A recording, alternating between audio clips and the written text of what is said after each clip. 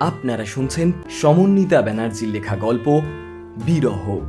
গল্প পাঠে আকাশ ও প্রিয়সমা। শুরু হচ্ছে সমন্বিতা ব্যানার্জির লেখা গল্প বিরহ।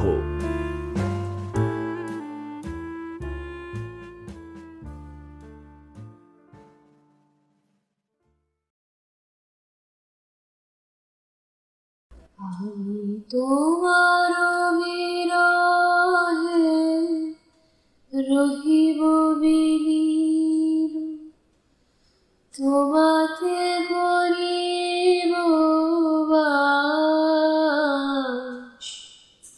দীর্ঘ দিবস দীর্ঘ রজনী, দীর্ঘ বরষ। পাশের বাড়িতে আজ সকাল থেকেই এই গানটা বাজছে, কিন্তু এই গানটা বাজতে আরম্ভ হওয়ার পরে অনেক পুরনো স্মৃতি এক ঝটকায় চোখের সামনে ভেসে উঠল। সেই গঙ্গার পাড় ধরে হাঁটা, শপিং মলের আড্ডা, আর সারঙ্গ। ওর খুব প্রিয় গান ছিল এটা। জানি না এখনো যখন কষ্ট পায় ও কি শোনে এই গানটা, কে জানে।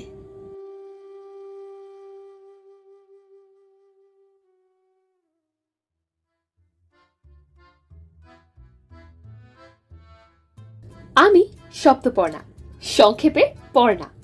আমার সাথে সারঙ্গর আলাপ কলেজে, আজ থেকে প্রায় 7 বছর আগে। সারঙ্গ আমার থেকে বছর দুয়েকের সিনিয়র ছিল। ফিজিক্স অনার্স নিয়ে পড়লেও ওর হাব ভাব ছিল কবিদের মতো। নবীন বরণের দিন আমার গান শুনে নিজে থেকে এসে আলাপ করেছিল। ধীরে ধীরে কথাবার্তা শুরু হয়, আর সেখান থেকেই বন্ধুত্ব। বুঝতে পারতাম আমার জন্য ওর মনে একটু হলেও দুর্বলতা আছে। ফার্স্ট ইয়ারের রেজাল্টের দিন সবার সামনে যখন হাঁটু গেড়ে বসে প্রপোজ করেছিল, তখন না করতে পারিনি। না, সারঙ্গর জন্য আমার মনে কোনোদিনই সেরকম কোনো অনুভূতি ছিল না, কোনোদিনই না। কিন্তু গোটা কলেজের সব মেয়েরা যার সান্নিধ্য লাভের আশায় বসে থাকে, তার প্রপোজাল কি ফেলা যায়? আমি ছোটবেলা থেকেই ছিলাম অ্যাটেনশন সিকার, তাই এই সুবর্ণ সুযোগ হাতছাড়া করতে চাইনি। কিন্তু আমি ভুল ছিলাম। বন্ধু সারঙ্গ আর প্রেমিক সারঙ্গ দুজনে সম্পূর্ণ আলাদা না হলেও তাদের মধ্যে যথেষ্ট পার্থক্য ছিল। মাত্রাতিরিক্ত যত্নবান হয়ে প্রতিদিন সকাল সন্ধ্যে খোঁজ নেওয়া, কোথাও গেলে তার জন্য হাজারটা জবাবদিহি দিন দিন অসহ্য হয়ে উঠেছিল আমার কাছে।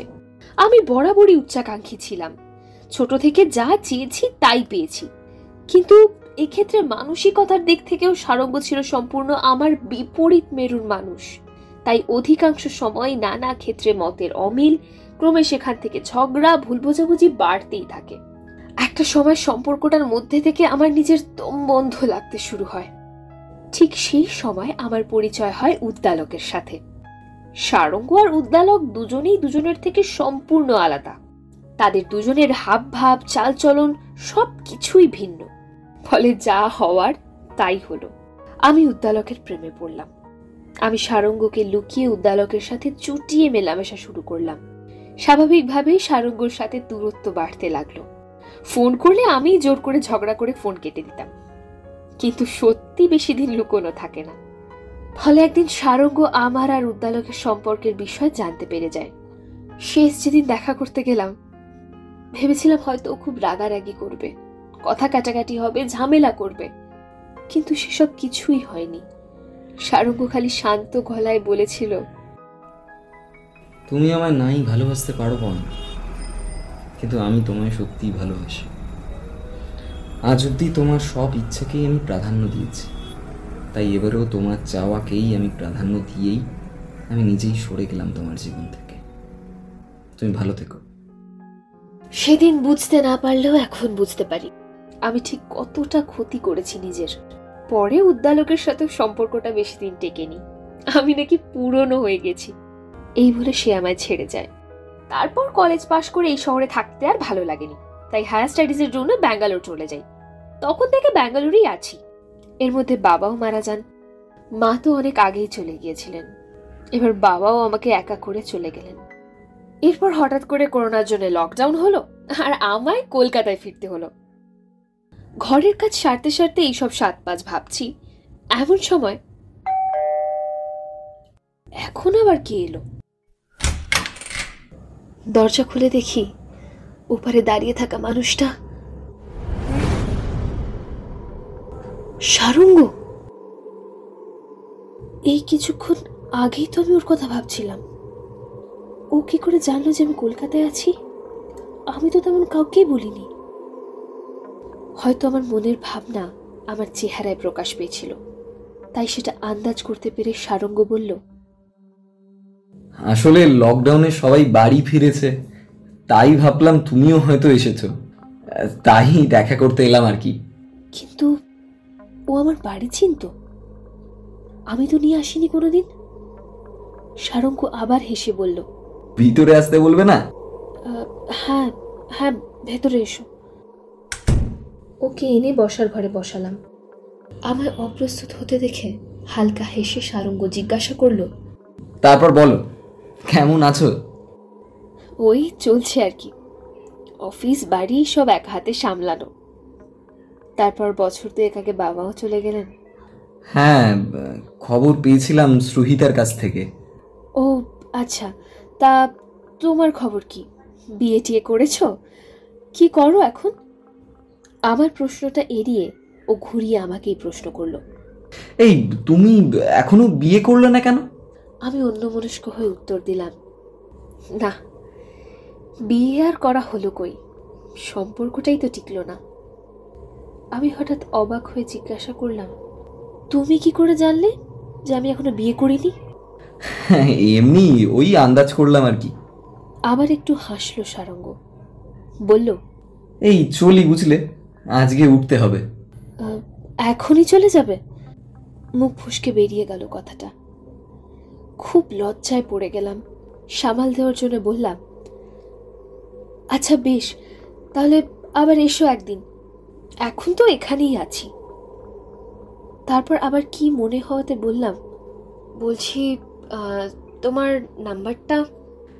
নাম্বারের কোনো দরকার পড়বে না পড়না, আর তো দেখাই হবে না কোনোদিন, তাই শেষবারের মতো দেখা করতেই এসেছিলাম। আবার হাসলো সারঙ্গ, ভারী মলিন দেখালো সে হাসি। খানিক অবাক হলাম কথাটা শুনে। আর কেন দেখা হবে না সেটা জিজ্ঞেস করতে যাব, ঠিক এমন সময় শোয়ার ঘরে ফোনটা বেজে উঠল। সারঙ্গকে একটু বসতে বলে ফোনটা রিসিভ করতে গিয়ে দেখি শ্রুহিতার ফোন। ফোন ধরে আমি কিছু বলতে যাওয়ার আগেই শ্রুহিতা উত্তেজিত হয়ে বলল,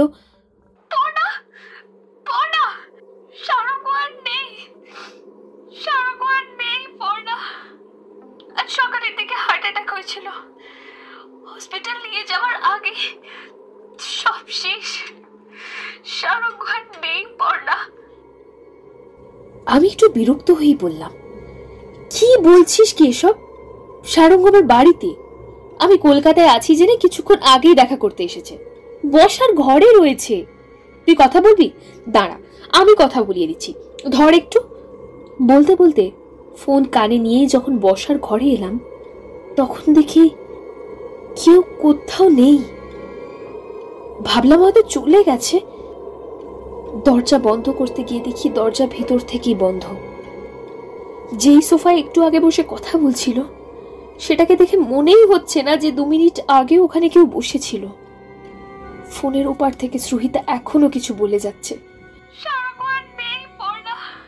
কিন্তু সেটা আমার মাথায় ঢুকছে না। চোখের সামনে সব কেমন ঝাপসা হয়ে আসছে, পা টলছে। ধপ করে বসে পড়লাম সোফায়, কানে শুধু সারঙ্গর শেষ কথাগুলো বাজছে। নাম্বারের কোনো দরকার পড়বে না, আর তো দেখাই হবে না কোনোদিন, তাই শেষবারের মতো দেখা করতেই এসেছিলাম। আর তো দেখাই হবে না কোনোদিন, তাই শেষবারের মতো দেখা করতেই এসেছিলাম।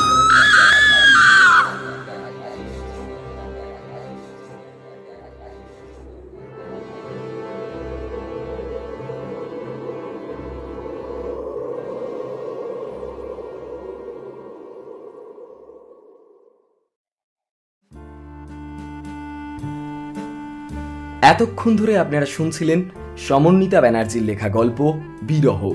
গল্প পাঠে ছিল আকাশ ও প্রিয়সমা। গল্পটি যদি আপনাদের ভালো লেগে থাকে তাহলে অবশ্যই গল্পটিকে একটা লাইক করবেন এবং কমেন্ট করে আপনাদের মতামত আমাদের জানাবেন।